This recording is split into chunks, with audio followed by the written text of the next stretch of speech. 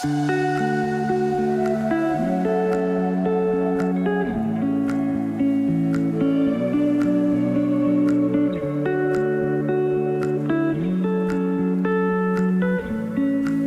¿qué tal? Bienvenidos y bienvenidas a Habla Psicoanálisis, un espacio para conversar sobre psicoanálisis con palabras sencillas. El día de hoy tenemos a una invitada de lujo, tenemos a la psicoanalista Nora Rabinovich, y antes de empezar quería darte la bienvenida y agradecerte aceptar la invitación, Nora. No, la agradecida soy yo, digamos, estoy empeñada en difundir de qué se trata el psicoanálisis, así que tu invitación me parece el mejor de los espacios, así que muchísimas gracias. Buenísimo. Mira, me interesa conversar sobre distintas conceptualizaciones psicoanalíticas, mayoritariamente freudianas, pero antes la pregunta que cae de Maduro es, en tiempos de pospandemia, en tiempos de tecnología, de hiperconsumismo, ¿cuál sería el valor de leer a Freud hoy en día, en pleno siglo XXI para ti? Sí, muy importante esta pregunta porque, bueno, pareciera que Freud fuera una concepción superada, sin embargo, tiene la vigencia más plena porque además con, digamos, los años que van desde los comienzos de la enseñanza de Freud hasta nuestros días, se ha comprobado clínicamente la eficacia de poner en marcha aquellos conceptos que cuando Freud los inició parecían este, muy raros, ¿no? Muy extraños o extravagantes para los oídos de sus colegas, ¿no? Colegas que estaban justamente preguntándose cuál era la causa, cuál era el origen de los malestares emocionales, ¿no? Y Freud viene a dar una respuesta muy contundente y sólida a esta pregunta. Pero antes quisiera un poco decir qué son estos malestares emocionales. Bueno, cuando alguien, digamos, padece de temores, angustias, inhibiciones, obsesiones, síntomas en el cuerpo que no responden a ninguna causa orgánica, bueno, digamos, habría que entonces buscar una causa más profunda, una causa inconsciente, ¿no? ¿Por qué? Porque, bueno, temores y angustias pueden suscitar las situaciones reales de la vida, ¿cierto? Si una persona está viviendo en una situación de guerra, por ejemplo, o de pandemia, bueno, hay una realidad ahí que, digamos, desencadena reacciones de temor o de angustia. Pero cuando vemos que en la realidad nada de esto ocurre y que estas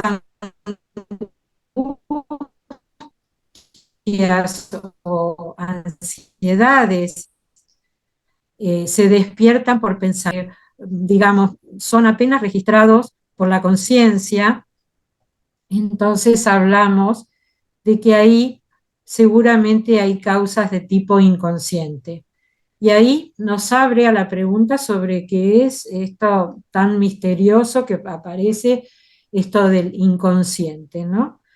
Y bueno, es una forma de funcionamiento de la mente distinta de la conciencia, ¿no? La conciencia decimos, bueno, este, yo sé que tengo miedo a las alturas, por ejemplo, ¿no? Pero hay algo que no sé. ¿Por qué otra gente sube a una montaña altísima y disfruta haciendo eso?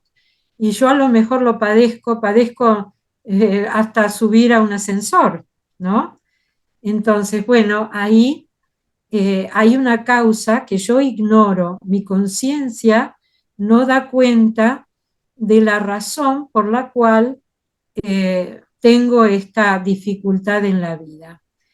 Entonces, se trata de un modo de funcionamiento de la mente distinto de la conciencia.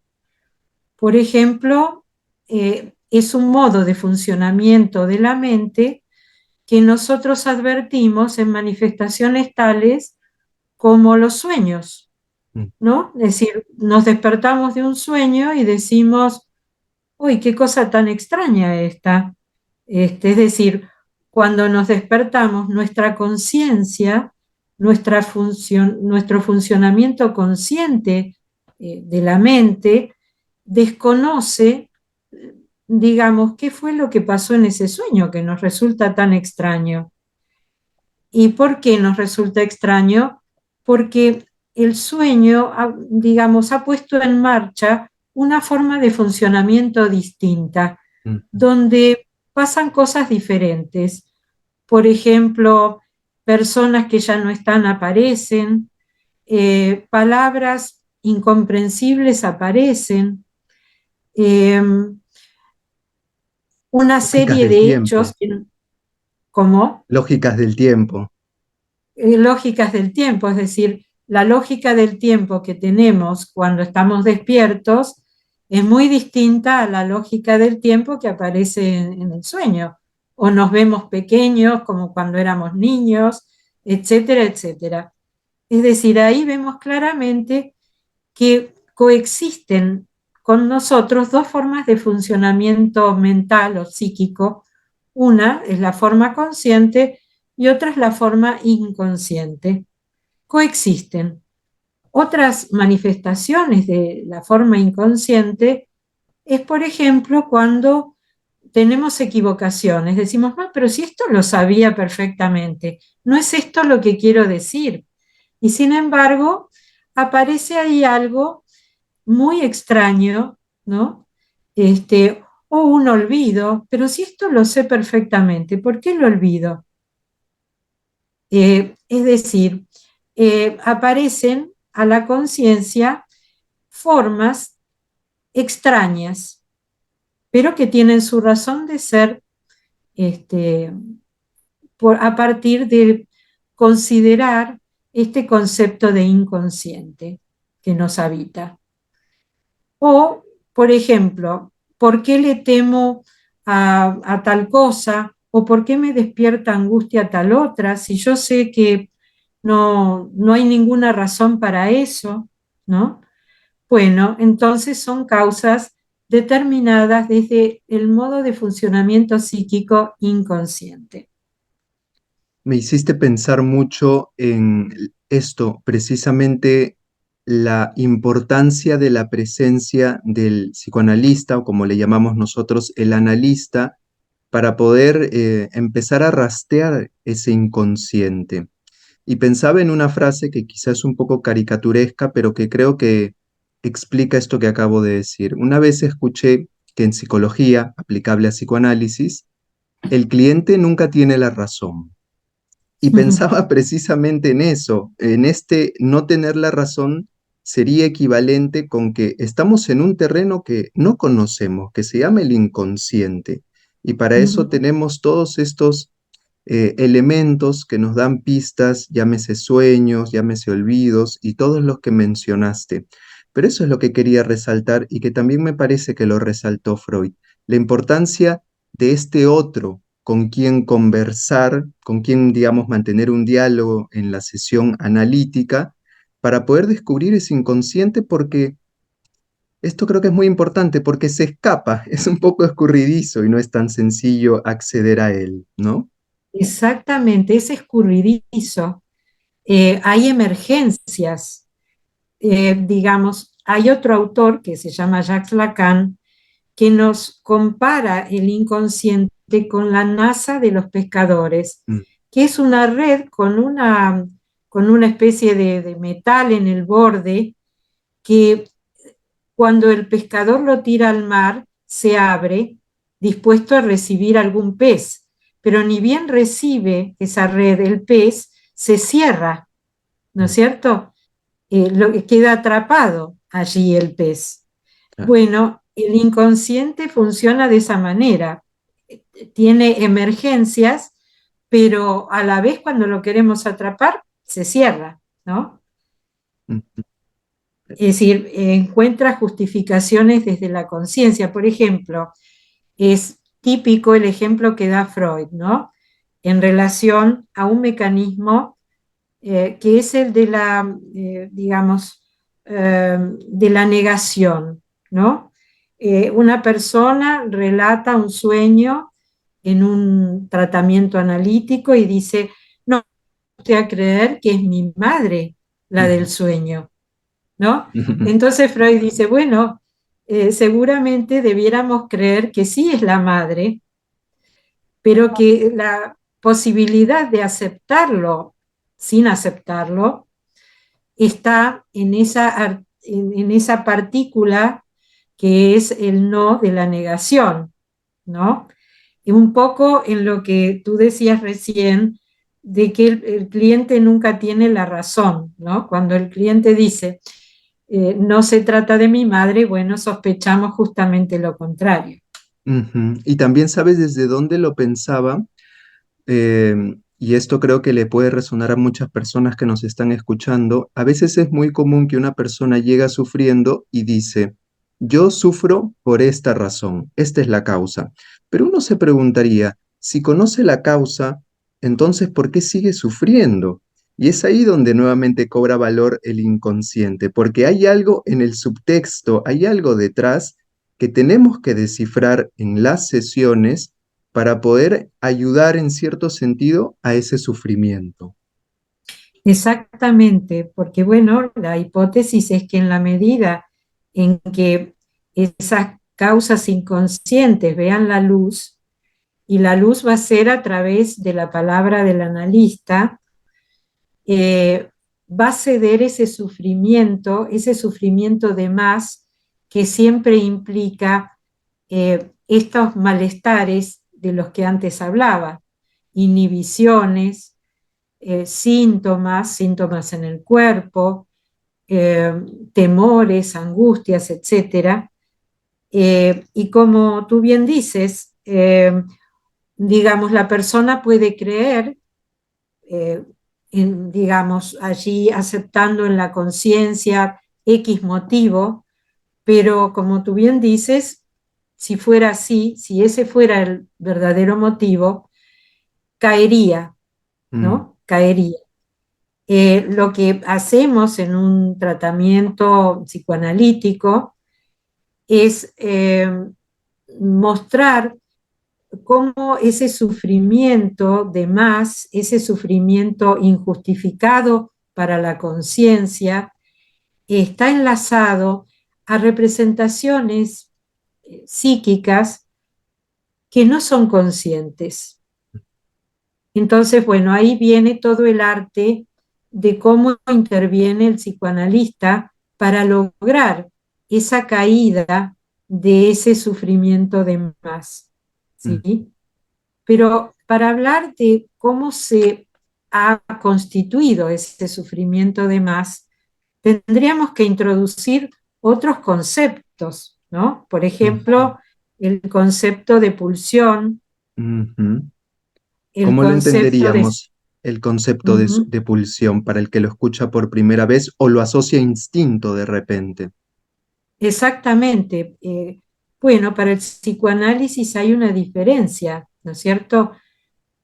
Con el instinto, digamos, encontramos toda la variedad de zoológica, ¿no es Mm, cierto?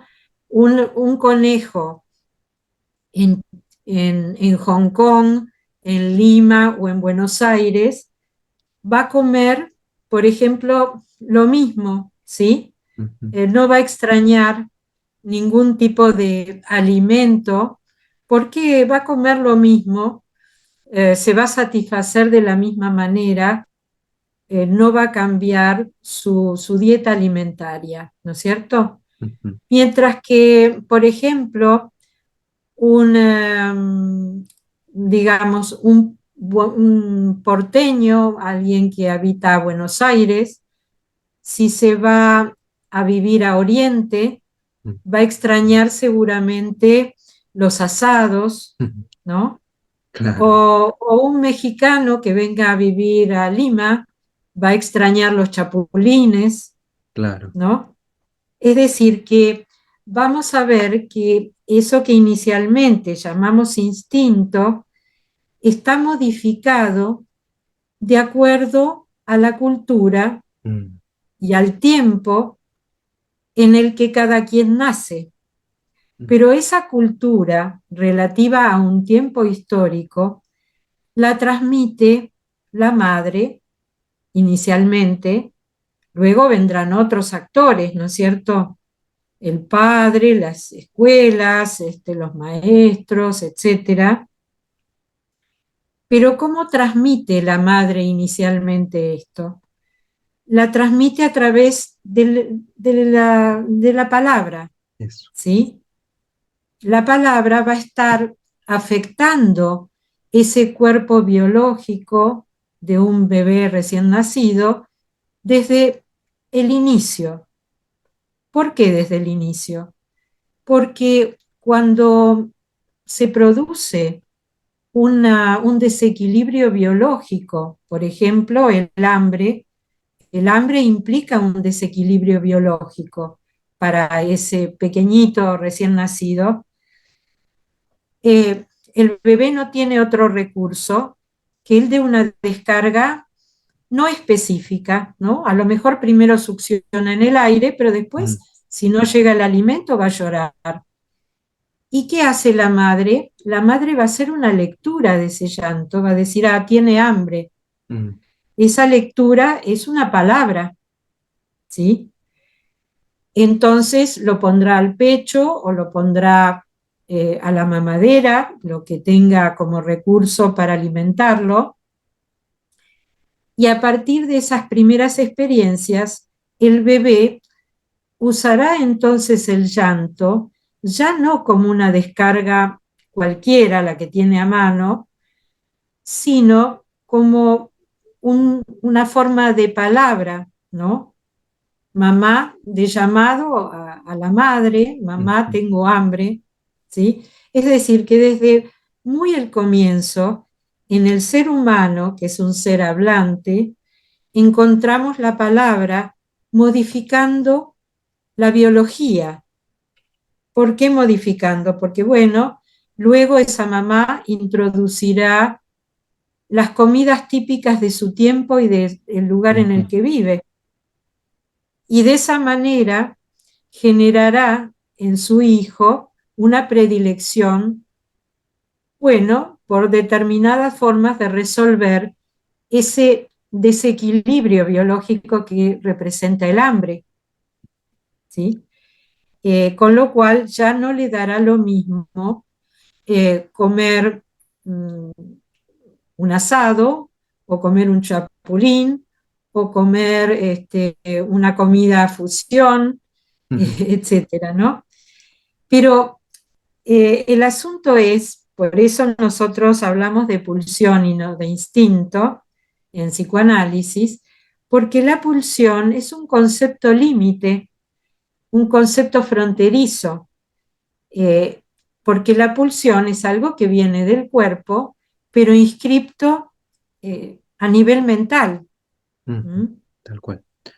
A nivel mental, a través de la palabra que introduce ya muy tempranamente ese otro primordial que es la madre, ¿no es cierto? La pulsión, así como lo vemos, es un esfuerzo de trabajo para la persona, ¿no? Cuando alguien tiene hambre, es un esfuerzo de trabajo para ver cómo lo resuelve eso. Mm, mm, mm, Este, pero a la vez nos acompaña toda la vida y por eso, digamos, hemos visto que el ser humano ha desarrollado culturas tan extraordinarias, ¿no es cierto? Porque siempre falta algo más, siempre hay desde cada quien un empuje a tratar de encontrar ese algo más que falta, ¿no? Venimos de las cavernas, pero tenemos edificios, tenemos rascacielos, eh, venimos de padecer eh, enfermedades que hoy por hoy tienen cura y que en el pasado implicaron la muerte de gente muy joven. Por supuesto que siempre hay algo más, porque hemos logrado tanto, pero tanto también sentimos que nos falta. El COVID Eso. nos puso en jaque hasta que Mm. encontramos las vacunas.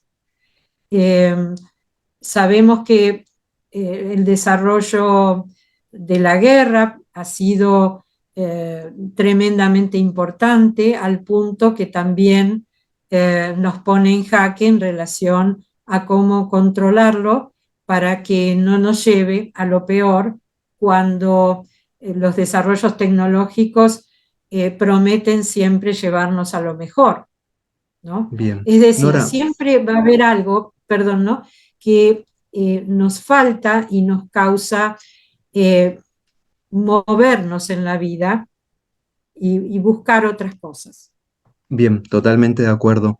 Hace un momento quería subrayar que dijiste algo que me pareció muy interesante y sobre todo uno de los más importantes descubrimientos de Freud, que fue en relación a la palabra.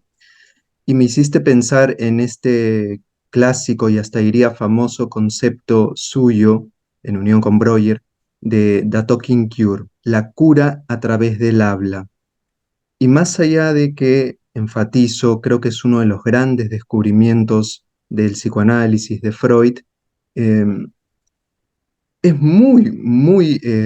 es una experiencia muy gratificante ver cómo al inicio de repente algunos pacientes se asombran de que el tratamiento consiste en hablar y de repente al inicio pueden preguntarse un poco, ¿y solamente es esto?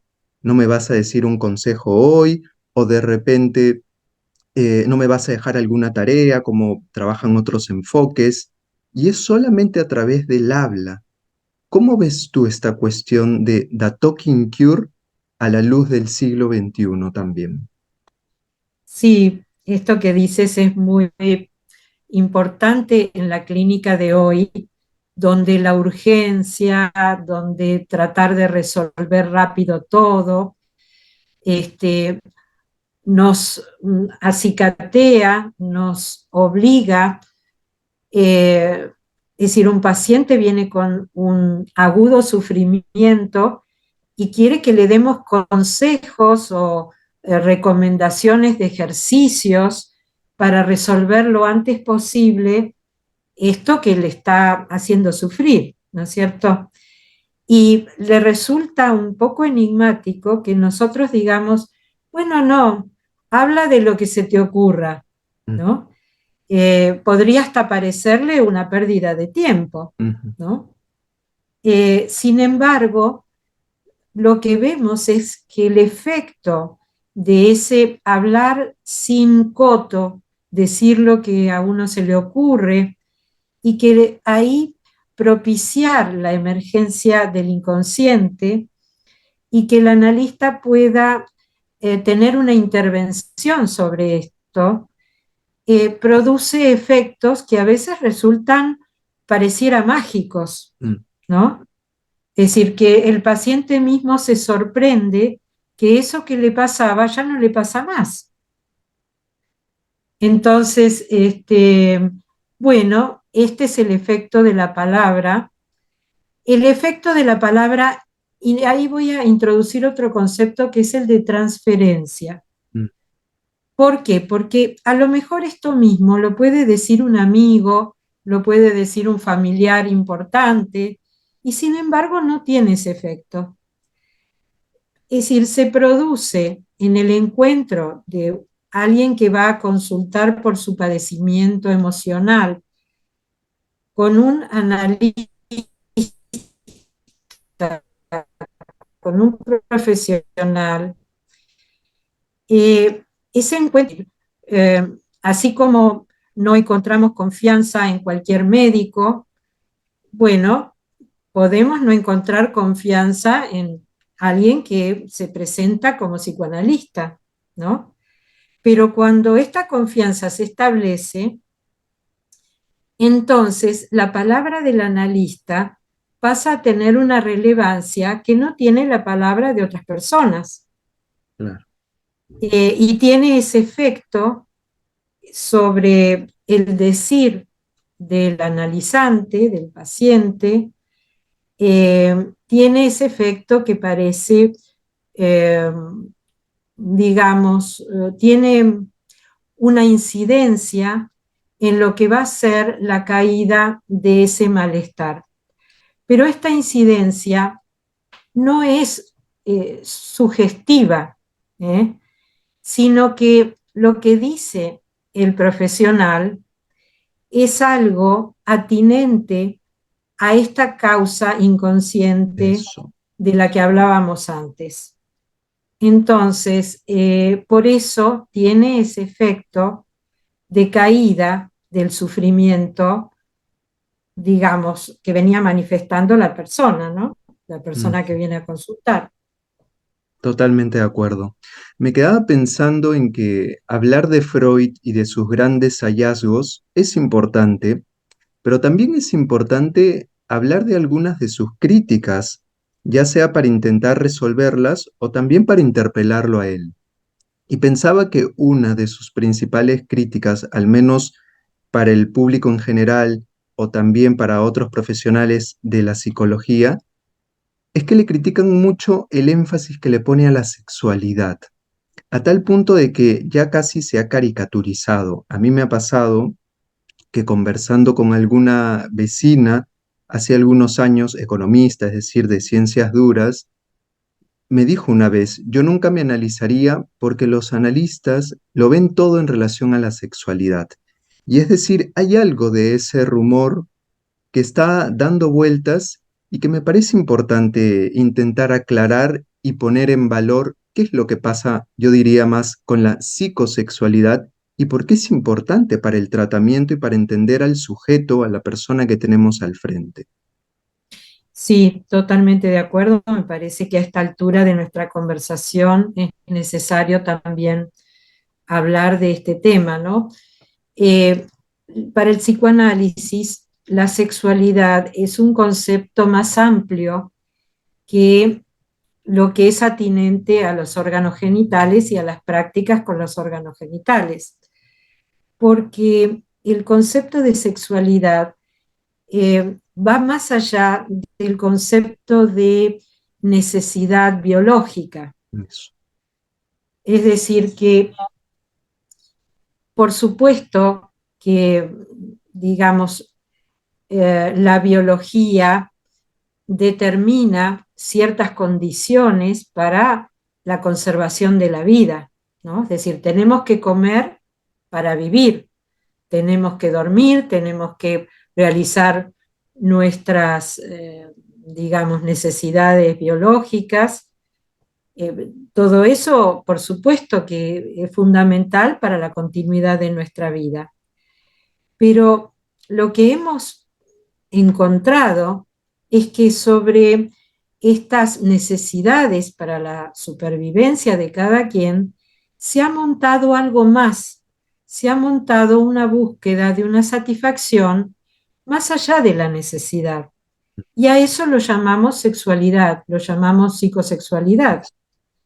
Es decir, eh, ¿por qué existen los restaurantes y los gourmets y los chefs y qué sé yo?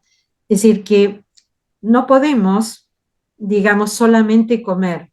En caso de necesidad, sí, por supuesto, aquello Ujú, que sea comestible lo comeremos, aunque en nuestra vida cotidiana jamás hubiéramos pensado en comer X cosa. ujú, Pero nos damos cuenta que más allá de la necesidad alimentaria, nos atraviesa un placer, hay una búsqueda de un placer, ¿por qué vamos a un restaurante y no a otro, etcétera? ¿Por qué elegimos determinada comida? ¿Por qué elegimos escuchar determinada música? ujú, ¿Por qué elegimos decir determinadas cosas, leer una poesía? Ahí no nos atraviesa ninguna necesidad, es la búsqueda de un placer. ujú. Entonces, llamamos sexualidad a eso, a una búsqueda de un placer más allá de lo que implica nuestro cuerpo en la supervivencia. Entonces, en ese sentido, hablamos de un placer, de una búsqueda de un placer, de una satisfacción, que también es pulsional, porque también está implicado el cuerpo, pero, digamos, no tiene que ver con la supervivencia, tiene que ver con algo más allá de ella. Mm, tal cual. Por eso hablamos de una sexualidad ampliada. Ahora, en esa búsqueda de satisfacción, la pulsión, esa, digamos, ese esfuerzo de trabajo para cada quien, y que viene del cuerpo, pero está enlazado con las representaciones mentales, en esa búsqueda, la pulsión a veces no se conforma y pide más y más y más, y ahí encontramos que en lugar de estar en función de lo vital, puede conducir a lo mortífero, ¿no? Por ejemplo, comer hasta reventar, Sí. por ejemplo, escuchar música tan alto hasta que los tímpanos estallen, o pasarnos leyendo, como hacía el Quijote, hasta enloquecer. Ujú. Eh, es decir, que bueno, por eso, digamos, el placer pone un límite a la pulsión que a veces busca sin límite una satisfacción, ¿no? Me hiciste Muchos pensar, pacientes, sí, sí, no, no, sigue, por favor. Muchos. muchos pacientes nos consultan porque ven su vida atravesada por esa exigencia de la pulsión más allá de la búsqueda de placer, ¿no? Eh, es decir, tratando de encontrar placer, lo que encuentran es siempre lo mismo y algo que les resulta doloroso en lugar de satisfactorio. Eso es justamente lo que iba a plantear. Estamos totalmente alineados porque pensaba que muchas veces las personas acuden porque saben que hay una situación, una dinámica, una actividad que les hace daño, pero no pueden dejar de hacerla. Sienten que es casi que se les escapa de las manos y caen nuevamente en vínculos tóxicos, caen nuevamente en actividades que los ponen en riesgo y sienten eso, que se les escapa de las manos. Y yo pensaba un poco en un concepto que a mí particularmente para mi clínica me resulta muy útil y es muy freudiano, trabajado luego por otros autores, de la compulsión a la repetición y cómo para nosotros, los analistas, es muy importante tener en cuenta eso para intentar transformar eso que se repite y que la persona pueda hacer algo diferente. Y antes de escuchar cuál es tu opinión respecto a esto de la compulsión de la repetición, pensaba en que voy a parafrasear a Luis Canciper, que él llamaba al psicoanálisis la ciencia del no destino, y me parece muy gráfico, para intentar hacer otra cosa con eso que aparentemente la persona piensa, esto es mi destino, no puedo salir de esto. ¿Cómo ves tú la relevancia que le damos a la compulsión a la repetición y al valor del análisis para buscar otros caminos, otras alternativas? Sí, totalmente de acuerdo, porque Freud lo ha llamado neurosis de destino, ¿no? Parece Mm, como si esa persona viniera con un destino marcado que no le permite hacer otra cosa en su vida, ¿no es cierto?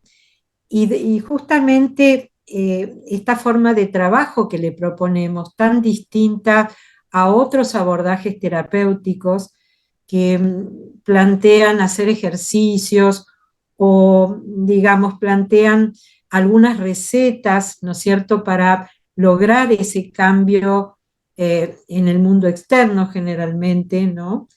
Y que son soluciones que no van a la profundidad de la causa, ¿no?